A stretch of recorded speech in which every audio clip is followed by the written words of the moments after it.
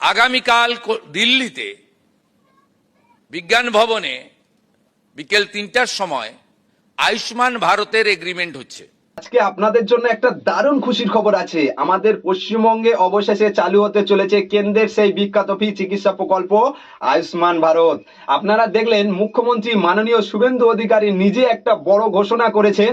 আজ ৮ই জুন ২০২৬ তারিখে দিল্লির বিজ্ঞান ভবনে দুপুর ৩টের সময় কেন্দ্র আর রাজ্য সরকারের মধ্যে এই নিয়ে একটা বড় চুক্তি সই হতে চলেছে।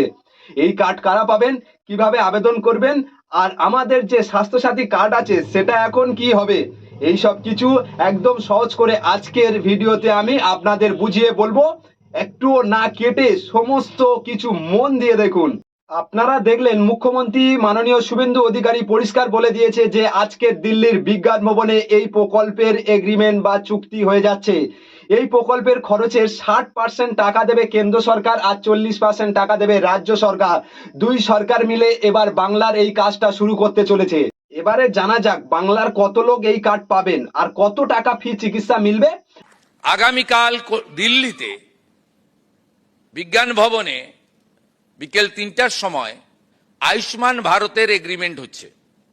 ১,৪৬,০০,০০০ পরিবার, প্রায় ৬.৫ কোটি ইন্ডিভিজুয়াল আয়ুষ্মান ভারতের কার্ড পেতে চলেছেন।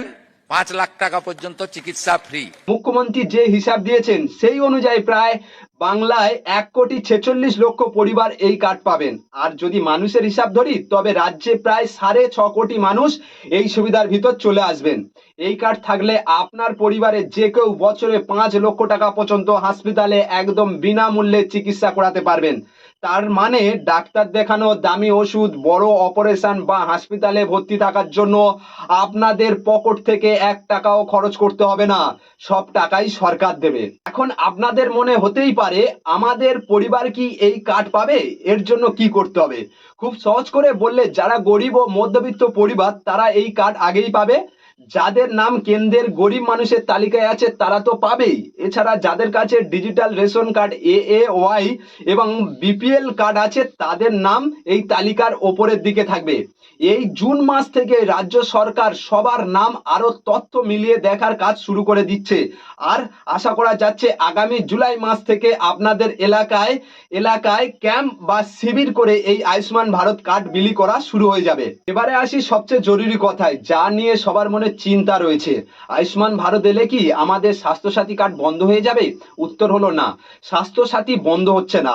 আপনাদের স্বাস্থ্যসাথী কার্ডে যে তথ্য সরকারের কাছে আছে সেটা ব্যবহার করেই আপনাদের এই নতুন আয়ুষ্মান ভারত কার্ড দিয়ে দেওয়া হবে। তবে স্বাস্থ্যসাথী থেকে এই নতুন কার্ডে একটা মস্ত বড় সুবিধা আছে। আমাদের স্বাস্থ্যসাথী কার্ড দিয়ে শুধু এই রাজ্যের কিছু হাসপাতালে চিকিৎসা করানো যেত, কিন্তু আয়ুষ্মান ভারত হলো পুরো ভারতের প্রকল্প। এই কার্ড সাথে থাকলে আপনি যদি চিকিৎসার জন্য ভেলুরে, CMC, চেন্নাই, দিল্লি বা মুম্বাইয়ের মতো বড় বড় জায়গায় নামি হাসপাতালে যান, সেখানে কিন্তু একদম ফ্রি চিকিৎসা করাতে পারবেন। বাইরের রাজ্যে গিয়ে যাদের লাখ লাখ টাকা ধার দেনা করে চিকিৎসা করাতে হতো তাদের জন্য এটা অনেক বড় একটা খুশির খবর।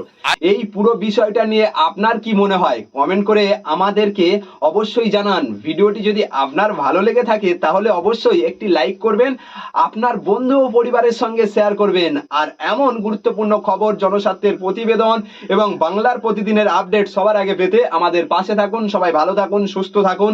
ধন্যবাদ।